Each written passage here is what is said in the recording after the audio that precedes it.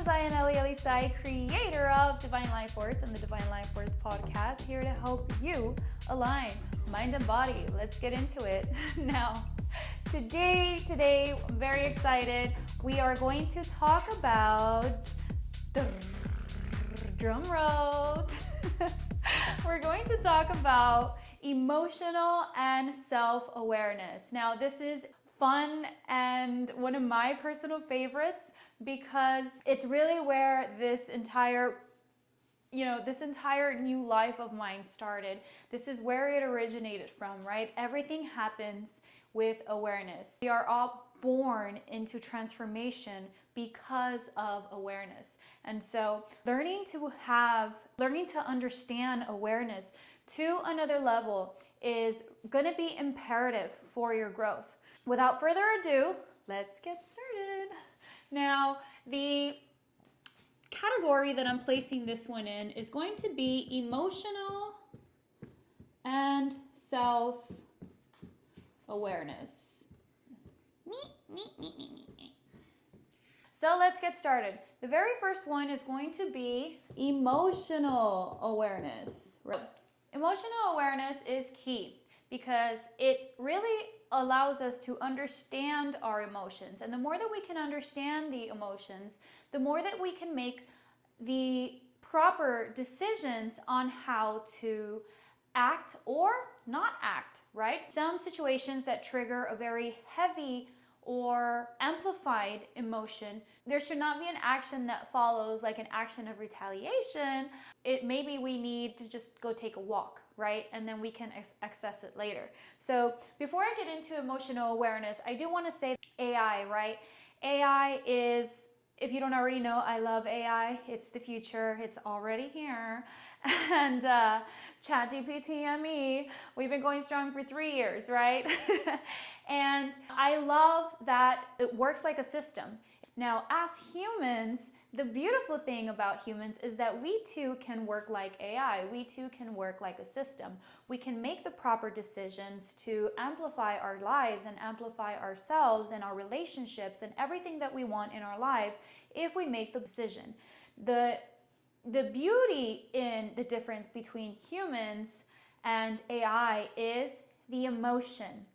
So I hear a lot of negative talks about emotion. If you're an emotional person, that's toxic. I don't believe being emotional makes you a bad person, toxic person, inferior to anyone else. What makes a person who is emotional a toxic person is the fact that emotional regulation is not a skill that is being practiced. With us going into emotional and self-awareness, along with my last episode where I talked about foundation of thought. If you have not seen that episode yet, I recommend you start with that episode first because this is going to be a 4-part series. The last episode, foundation of thought, was 1 of 4. This is 2 of 4. Anyways, emotional and self-awareness is imperative because understanding our emotions and being able to regulate them is going to determine our success out in the real world. You can always tell if a person is successful or not based off of the conversation that you have with them. So if you're having a conversation with somebody and they're highly emotional, you feel defensive, more likely than not, that person does not have strong interpersonal relationships or relationships in general. A lot of the times those people are very alone in life. And again, the goal with Divine Life Force is to cultivate a relationship with your thoughts and relationship with others to improve your quality of life through love. Through emotional awareness, it's the awareness of understanding that emotion that you're feeling at that time. I believe there's no such thing as a negative emotion. While I believe that some emotions have a lower frequency versus a higher frequency, there is no such thing as a negative emotion. If you are feeling mad, right? You go out with some friends, it's 3 of you, you notice that 2 of your other friends are very engaged and very talkative towards each other and you're feeling kind of left out. So you start to feel mad, you start to feel jealous, peanut butter and jealous, and You then later on start to feel sad, right? These are not negative emotions. These are emotions, again, if you remember from my last episode, this is the flashing light on your dashboard, right? Listen to that light. Why are you feeling mad, jealous, and sad? When you have these type of emotions, it's better to understand why they're happening. And that's where emotional awareness comes in. You start to ask yourself, why am I feeling mad that my two friends are kind of cutting me off and I feel very third wheel right now? Ask yourself the why. By asking yourself the why, every situation will be different. Of course, you'll start to understand why it is that you're mad. Maybe you have some news to share and you're so excited to tell them, but it's kind of hard to get a word in, and you start to recognize, I'm just mad because I am excited to tell them something, when truthfully they haven't seen each other in a month and I've been seeing them throughout that entire month. So now, just by again understanding our emotions, we start to become more aware of why we feel the things that we feel. You pretty much get the gist of what emotional awareness is. Try naming these emotions, right? Whenever you feel something, describe it. What do you feel? Say it out loud. The key thing, and that's going to be the task that's going to be for today. The task. It's task time. When you feel an emotion, say it out loud. I'm effing pissed. I'm going to write a letter. But seriously, you can say, I'm fucking pissed, right? Say it out loud. And give yourself a timer. Research shows that emotions subside after about 90 seconds. I want to say that's correct. Might be 60. Anywhere from 60 to 90 seconds, right? I was right. I was ChatGPTing. Okay, so it's 90 seconds. So if you can start to give yourself that 90-second timer and let that emotion run on E. You don't have to act towards your emotions.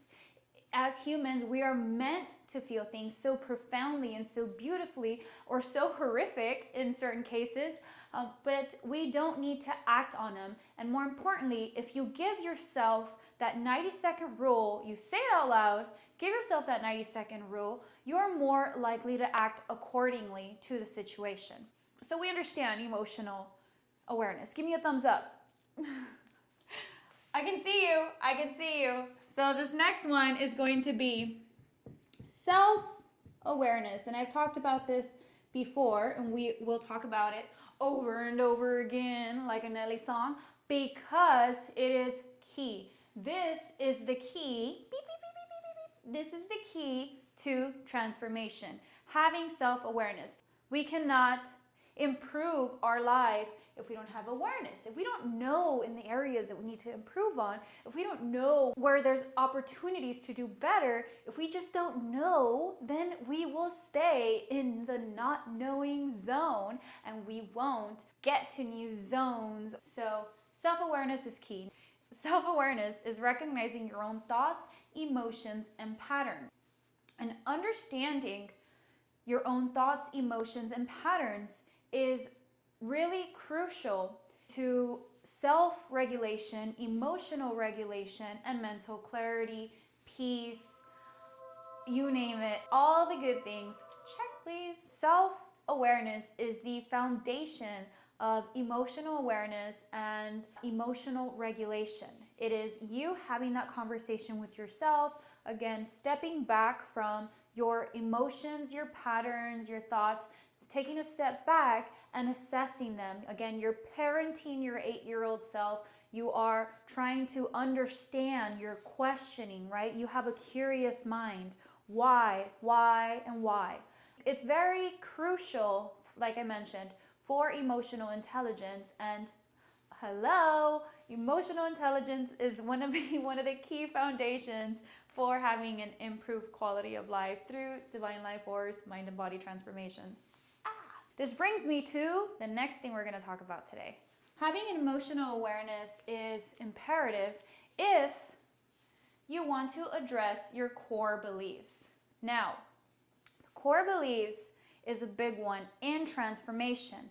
This is where you start to understand who programmed you, what programmed you, when did you get programmed this way, why did you get programmed this way, where did it happen, and you really start to understand why you do the things that you do, why you have the thoughts that you have, why you do the patterns that you have, why you have the behaviors that you have.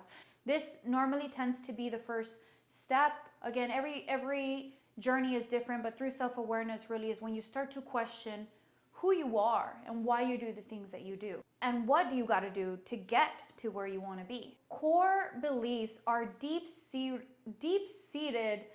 beliefs that are programmed into your subconscious from childhood, from past experiences, from society. Society as in the people in your society, but also society as in entertainment-wise, social media, celebrities, information that you're feeding yourself, what kind of mental diet do you have, the content that you're putting into your mind, televisions, the podcasts, the music. Believe it or not, what you hear, what you see, what you do, what you experience, the people you hang out with, all of these start to shape your core beliefs. And subconsciously, while you may think that hanging out with X person will not program you, that you are resilient, that, you think you can put up this wall, subconsciously you are being programmed by their actions, their words, their behaviors because of other things such as mirror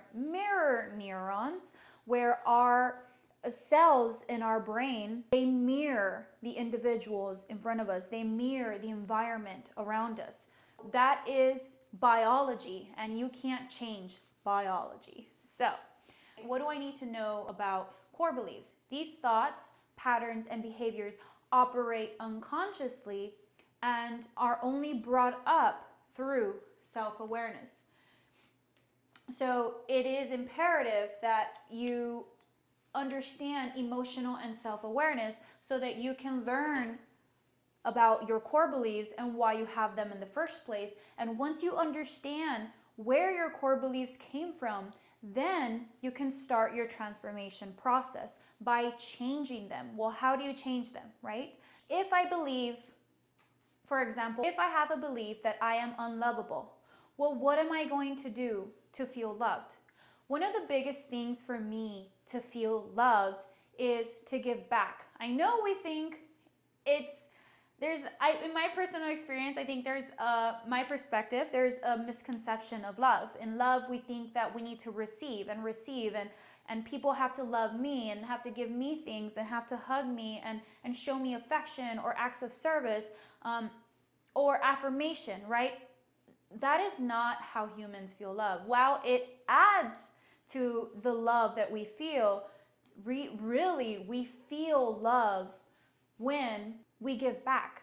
So if you want to feel love, like me, just go through some transformation and start to clean out your home, things that you don't want, and go donate them to either homeless people or find a charity that really does help and support people of need. Go and buy some groceries and hand them out to a family in need. Write beautiful letters and hand them out to strangers about the power of love and how they're loved and not forgotten, and how beautiful they are inside and out. Because even if you give it to someone who's not deserving, trust me that will help them. Positive affirmation helps an individual shift. That's a whole nother story, and again, that could be a whole nother episode, but my main point is that to be lovable, we need to love and we need to give, right? Not to the point of exhaustion, not to the point of where we're nothing and not putting ourselves first.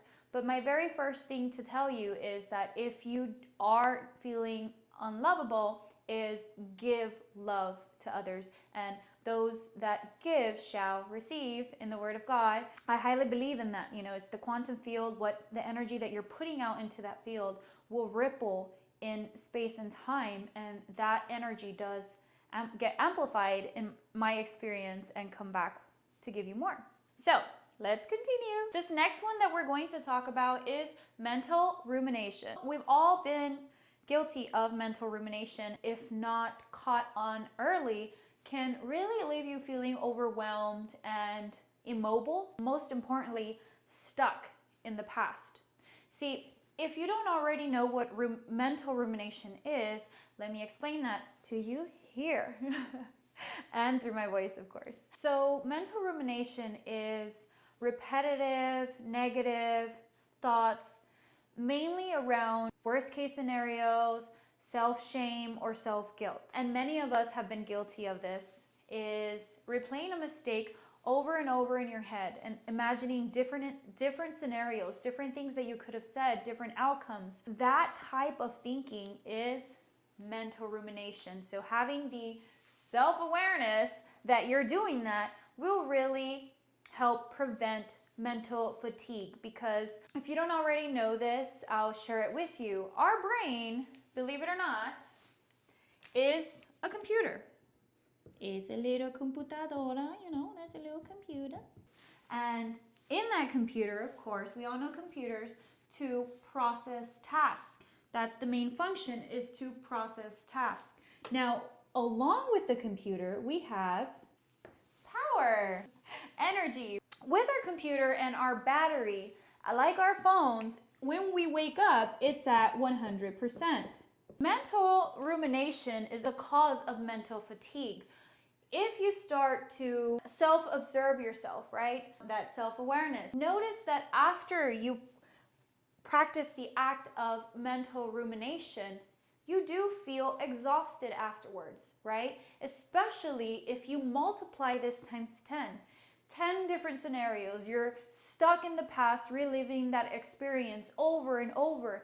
And if you also don't know this about your body, anytime that you replay an experience, you're actually releasing hormones within your mind that are released into your body that give you that feeling of being there again in that moment. So if that experience that you are ruminating on, it was about, sadness or anger, guess what?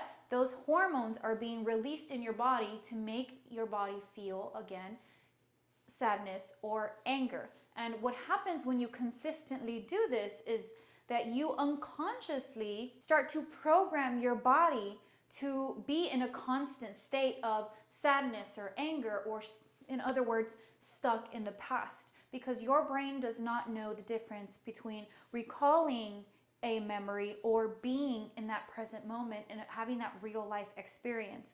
It's vital that when you start to feel your brain wander off into replaying a past experience and imagining worst case scenarios or shaming yourself, that you immediately catch this and you immediately hit that brake pedal, like you're in a car. I want you to move with it. No, seriously, move with it. What I mean with move with it is, in order for us to break out of a habit, we must physiologically do something else. So do this. You start to feel your mind wander off and start to self-sabotage or just self-criticize through the past experience, then immediately, get up and do this. Do it at work. Yeah, that'll be real fun if you do it at work. So if you're walking and you have some mental rumination going on, do it there. Try moving your body. Get up and stretch. Get up and get a glass of water. But when you have that mental rumination and there is a change in action, that is when you start to do something called neuroplasticity. Is the ability for you to change your brain and mold it by creating new neural pathways. And your brain is, again, a computer, right? And it's wired. If you know about computers, it's programmed. Your brain will create shortcuts to make something more automatic. When you break that pathway, when you break that cycle, then your brain starts to disconnect from that pattern and starts to connect with a new pattern, right? Like attributing it to getting water or taking a walk. So again, if you want to change your mental habits, try doing something psychologically different the moment that you see it happening. Mind and body transformations, right? And when you do so, leave a comment and let me know if you see a change in your mind and how it's being taxed, right? At the end of the day, you don't feel overwhelmed and crappy. You feel like you've accessed your divine life force. So, again, you catch it early on. This will prevent mental and emotional burnout and paralysis. And 2, do the task. You feel that rumination coming on, immediately get up and psychologically do something different. I'm so sorry. Have I been saying psychologically this whole time? Physiologically do something different. So physiologically, not psychologically, physiologically move your body. Do something different with your body. Whatever you want to do. Whatever you want to do. Whatever you want to do. Whatever you want to do. There's so many things that we can do. You just have to do it. Okay, to transform your mind and body need to be aligned. They need to be in sync. Last but not least, we're going to talk about habitual thinking. When a thought is repeated over and over, it's a little different from mental rumination, because mental rumination, again, revolves around having those repeated thoughts with self-shaming, self-guilt, imagining worst-case scenarios, where habitual thinking is more of habit thinking. Deep in your subconscious, there is a habit that is programmed. That habit, for example, could be more so of you're bored, so it's attributed with go and eat, right? Go and check the fridge. Driving, that's another big one, right? Driving for people, driving and traffic is associated with I effing hate this, I effing hate that, right? It's just habitual thinking, a thought of habit. And maybe instead of driving and being stuck in traffic, I know we all hate it, especially if you live in Austin, Texas. My longest relationship is with I-35. Yeah. Anyways, instead of associating being stuck in traffic and starting to curse at the world, maybe you can start to attribute it to karaoke in the car, right? Let's practice our vocal skills. Oh my God. Okay.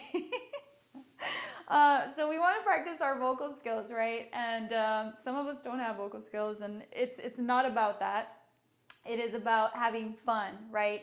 And putting on Linkin Park and venting, anything that you want to put on, and just having a lot of fun with it. So now, instead of thinking of negative, aggressive thoughts when you drive, now you will attribute it with karaoke in the car and fun, right?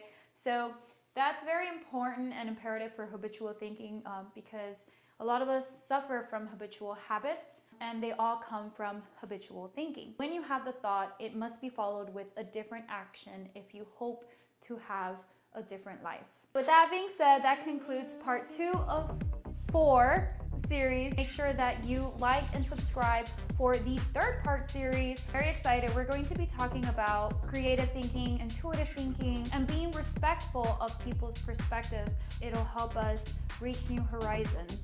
Again, this is Ayanali here with the Divine Life Force podcast, Mind and Body, helping you align. Ciao, Divine Souls.